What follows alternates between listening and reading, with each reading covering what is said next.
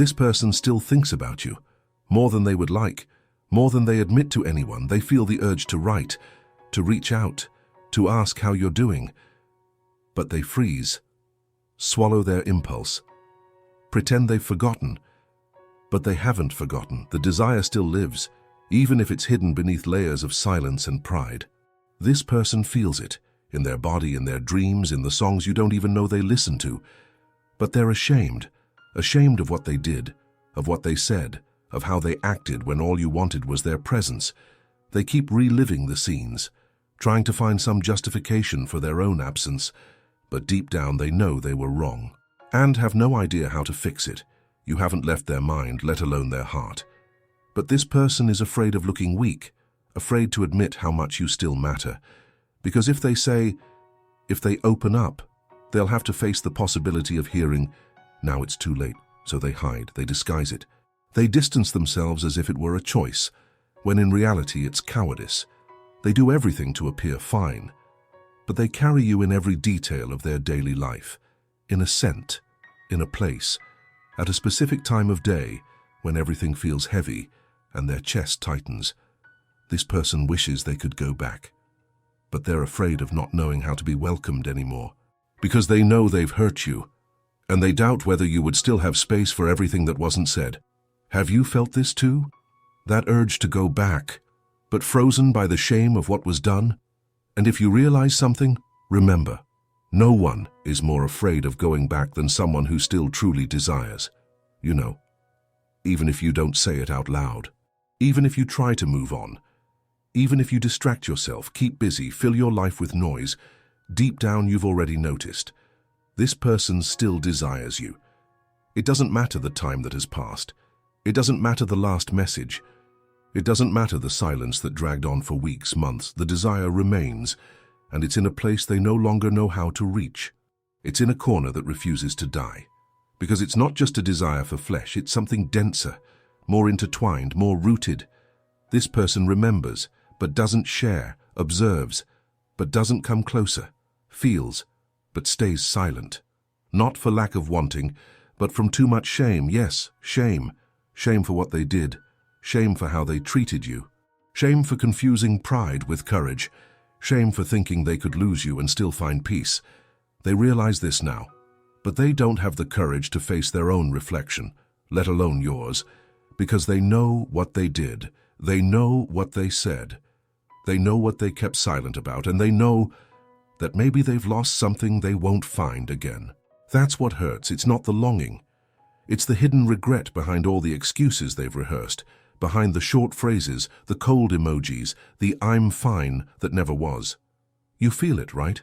This person walks around with this desire stuck in their teeth, with this regret lodged in their throat, with this constant fear of having gone too far, and that you are no longer there because maybe you've changed, maybe you've moved on, maybe now the one who no longer wants is you, and that destroys them inside.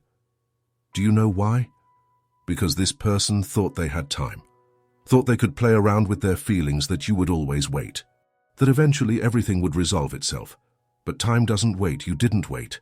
Life moved on. And still, this person desires you in the silences, on random days. In that exact moment, something happens, and the memory rushes back, in a scent, in a song, in a piece of clothing, in a place you never got to go together, but they wish they had. They feel it without wanting to, feel it without control, feel it and pretend they don't. But you notice. Of course you do. Because desire has a scent, tone, vibration, and even when it tries to hide, it leaks out. Have you ever felt this? Someone approaching with a distant body, but their eyes still glued to everything that hasn't been lived. This person hasn't moved on. She only learned to disguise her feelings, to be polite, to smile on the outside, to pretend that everything is fine, but inside her, it's not. Because it's not easy to live with the knowledge that she threw away something that still has life, something that could have been intense, reciprocal, alive, but it was buried under the name End. She doesn't allow herself to admit it, but she dreams of you. Sometimes she wakes up in the middle of the night with your image so clear that she swears she heard your voice. Sometimes she finds herself looking for you on social media, even after deleting the conversations, even after blocking your number, even after swearing to herself that it was the best thing to do. Best for whom? She knows it wasn't best for her. Because the emptiness remains, her chest feels heavy. Her breath tightens every time she realizes you're going too far away. And the worst part is that you're not doing anything. You're just living. You're just being yourself. You're just at peace. And that peace pulls you away from her in a way that no block could. Because nothing is more distant than seeing someone well, without us. Do you understand? This person would wish to send you a long message, to tell you she's really sorry, that she didn't want to do it that way, that she was wrong, yes, that she felt scared, yes, that she didn't know how to deal with her own confusion. But she doesn't write, not for lack of desire, but out of fear of not getting a response, or worse, of being met with the same indifference she once offered. So she remains silent, observing, suffering quietly, wishing for you in silence, trying to accept what cannot be accepted, the idea that you may have already gone for good. But has she really? Have you ever wanted to go back to someone but felt embarrassed by what you did? Leave a comment here. Maybe this text is just another warning that there is still something alive between you two, even if buried under many layers. If this touched you, right here, I needed to hear this, and share it with someone who needs to reflect on this right now. But first, look within and listen. This person still desires you, even if they look at you with a cold stare, even if they act with distance, even if they post calculated smiles and impactful quotes. Behind all of this, there is a cry for help. But they lack the courage to speak up, because they're unsure if you would still listen. And what about you? Would you listen? Or have you also learned to hide? Because that's a thing too. Sometimes those who have been hurt learn to keep quiet, not out of coldness, but out of self-preservation. And maybe you've done that too. Maybe you missed the truth so much that now you're even afraid of the possibility of reopening. And this person feels it. They sense that something in you has shut down, that your gaze is no longer open, that your presence no longer resonates the same way. And yet, they desire this new you who seems more whole, but still carries something of them inside. Because yes, they sense that no matter how much you've rebuilt yourself, there's a space that they once occupied, and no one has filled it the same way. They want to come back, but they don't know how. They can't find the door. They don't understand the signs. They haven't forgiven themselves yet. And maybe, secretly, they're hoping you'll say, "Come, I'm still here." But are you still there? That's the question they ask themselves every day. And you've asked yourself that too, haven't you? If there's still space, if it's still worth trying, if what you both lived was real, or just another unresolved story. And it doesn't matter to say it was little, because little things don't leave marks. Little things don't resonate to this day in the memory field. Little things don't wake you up at night. So yes, it was real. And what is real doesn't just fade away, even when we try. Even when this person excluded you, ignored you, fell silent, even when they were too harsh, too cold, too distant. It was just a defense, a poorly trained shield, a heart that learned to hide because it's been hurt before. This person didn't know how to cope with the intensity, with the commitment, with the possibility of being happy. Yes, some people don't know how to be happy. They get scared when they meet someone who doesn't play games, who offers pure love. And you were that. You were real. You were present. You were raw emotion. And that scared her. It scared her so much that she preferred to run away, to sabotage, to shut down. But now she wants to open up again. Only she doesn't know how, because she's afraid of not being welcomed. She's afraid you might not be the same anymore. And are you? Or have you become someone new after feeling so much? Have you ever wanted to go back, but didn't have the courage? Comment here. I've felt that. Do you know what's stronger than regret? Silence. And the silence this person maintains is not light. It's not calm. It's full of muffled screams, full of unspoken words, full of gestures interrupted midway. Sometimes she picks up her phone to call you, but freezes. She stares at your name like someone trying to translate lost time, like she's begging for a sign, a gesture, a crack of hope. But you've learned to protect yourself. You've learned to stop insisting. You've learned to recognize when it's time to step back, and your absence hurts her more than any words could. Because there's one thing she never imagined losing: your energy. And now that energy is missed. It's missed in her gaze. It's missed in her touch. It's missed in her inner world. She tries to move on, but she's only half-heartedly moving, because she realized too late that you weren't just anyone. You were shelter. You were a harbor. You were refuge. And she destroyed it all with her own hands, without even knowing why. Sometimes we sabotage what we want the most, out of fear, out of trauma, from carrying unresolved issues with other people. And then, when she meets someone like you, she gets scared. She pushes away.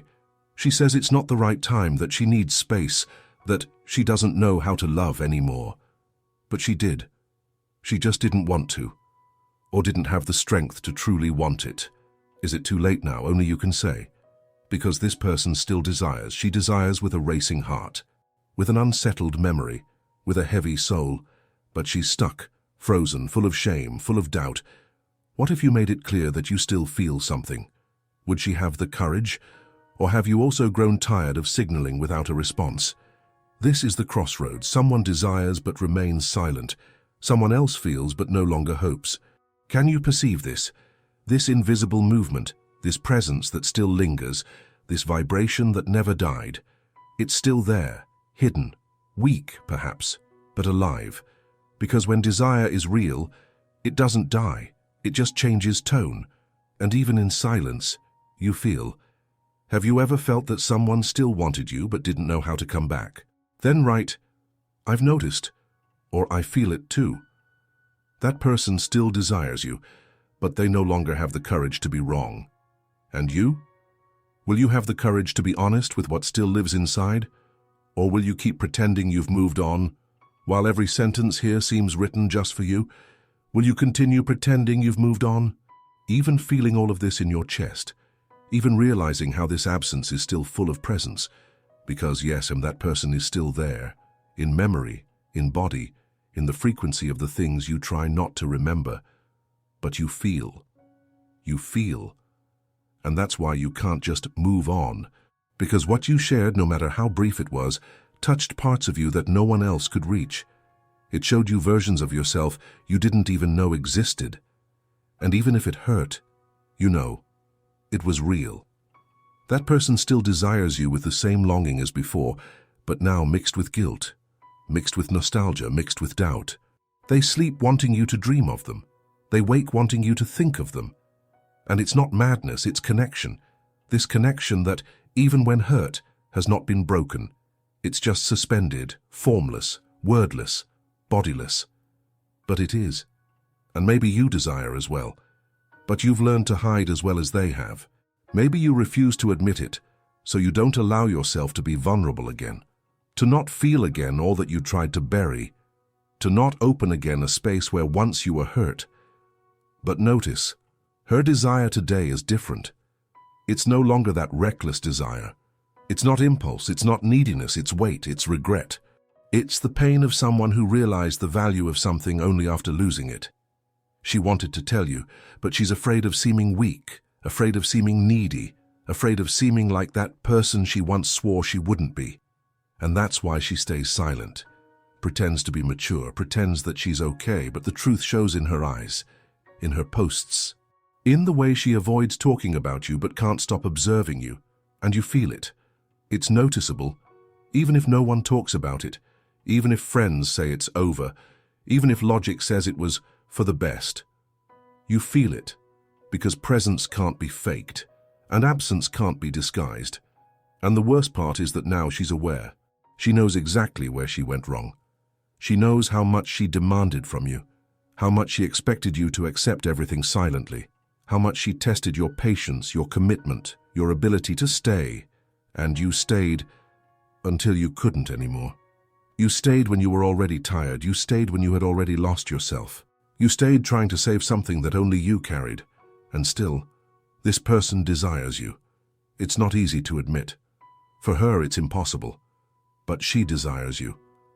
With her body, with her soul, with all the memories that can't erase you. Sometimes she stands still, staring into nothing, remembering the sound of your laughter, the way you pronounce certain words, that look you had when you tried to hide that you were upset, the way you said goodbye without wanting to leave. She remembers everything, even what seems too small, because when regret hits, everything becomes a memory. Even silence turns into a remembrance. Even what wasn't said becomes weight. She wishes she could go back in time, do things differently, listen to you more, look at you better, touch you with less haste. But time doesn't turn back, and she knows. What she still doesn't know is whether you would allow her to come back now. And would you allow it, even with fear, even with doubt? Would you open up again, or is it too late? Have you ever experienced something similar? Have you ever felt too ashamed to ask for forgiveness? Comment here. I know what that's like. Or just write, I've been there. Because this isn't just a text, it's a mirror. And maybe you're seeing things you didn't want to see, but that have lived in you for far too long. And if that person came back now, with everything left unsaid, with everything not experienced, with everything silenced, would you listen, or would you move on without looking back? She desires you. But now she desires cautiously. She desires with longing, she desires with respect, with a type of love that may have only been born after losing you. And no matter how much she doesn't say, she's pleading for a chance to be different. Maybe she'll never find the courage. Maybe she'll die with that unspoken desire. Maybe she's run out of time. Maybe you don't feel it anymore, but if you do, don't pretend you don't. Don't throw away what is real out of fear of appearing fragile. That person still desires you, but the choice to open or close has always been yours. Comment a heart if this resonated with you. Share this video with someone who needs to realize what still lives in silence. And if this touched you, the next one will touch you even more. Share with those who need this. Comment what you felt, subscribe to the channel, and leave a like.